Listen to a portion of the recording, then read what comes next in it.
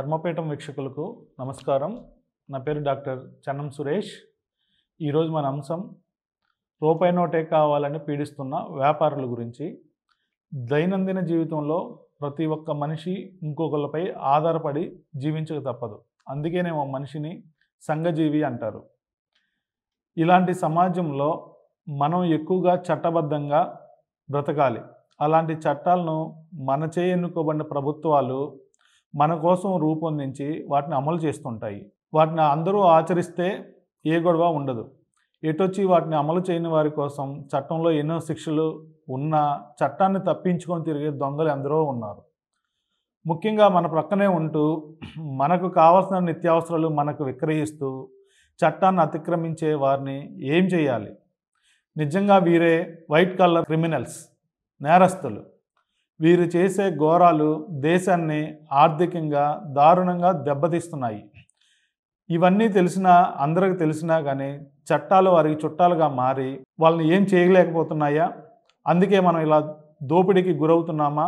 ప్రస్తుతం మనపై ప్రకృతి ప్రకోపం చూపిస్తుంది. ఒక పక్క వర్షాలు, మరో పక్క వరదలు.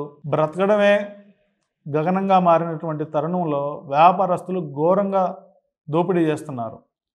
కరోనా తర్వాత మన కేంద్ర చట్టాల పుణ్యమా అని కాగితపు కరెన్సీని పక్కన పెట్టి మనం డిజిటల్ కరెన్సీకి అలవాటు పడ్డాం. కొన్నేళ్లుగా ఏ కోటేశ్వరుడు కూడా జేబులో 10 రూపాయలు పెట్టుకొని తిరగట్లేదు. డిజిటల్ కరెన్సీని నమ్ముకొని ఎంత దూరమైనా ప్రయాణిస్తున్నారు. ఇలాంటి తరుణంలో ఫ్లడ్స్ వచ్చినప్పుడు కానివ్వండి, ఏదైనా ఆపదలు వచ్చినప్పుడు కానివ్వండి, ఈ లోకల్గా ఉన్నటువంటి వ్యాపారస్తులు ఈ డిజిటల్ కరెన్సీని నిరాకరించడం వల్ల బయటకు వచ్చినటువంటి ప్రజలు చాలా ఇబ్బంది పడుతున్నారనమాట.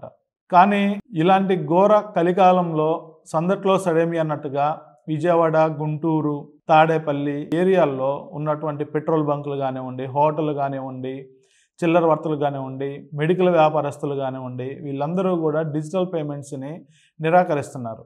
కేవలం కాగితపు కరెన్సీనే కావాలి, కాగితపు కరెన్సీ ఉంటేనే మేము మీకు సరుకులు ఇస్తాం అన్న తరుణంలోనే చేస్తున్నారు. ఇలాంటి వారిని ఏ ప్రభుత్వాలు ఏం చేయలేవా?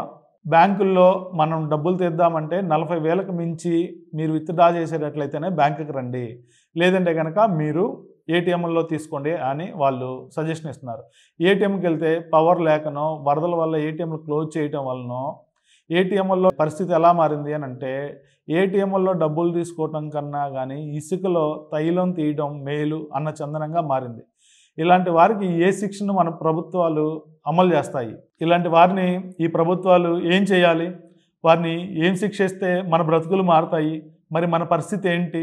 మనం డిజిటల్ కరెన్సీకి ఈ రోజుల్లో ఎంత అలవాటు పడ్డామనంటే, 2005లో 3% ఉన్నటువంటి డిజిటల్ పేమెంట్స్ 2020 కరోనా కాలానికి 39% ఉంటే ఈరోజు 2024లో అది 58%కి చేరింది. అంటే ఈ 4 ఇయర్స్ కాలంలోనే దగ్గర 20% ఆఫ్ డిజిటల్ పేమెంట్స్ ఇంప్రూవ్ అయినాయి అన్నమాట. ఇలాంటి మరెన్నో విలువైన విషయాల కోసం మన ధర్మపీఠం ఛానల్ని వీక్షిస్తూనే ఉండి మళ్ళీ కలుద్దాం.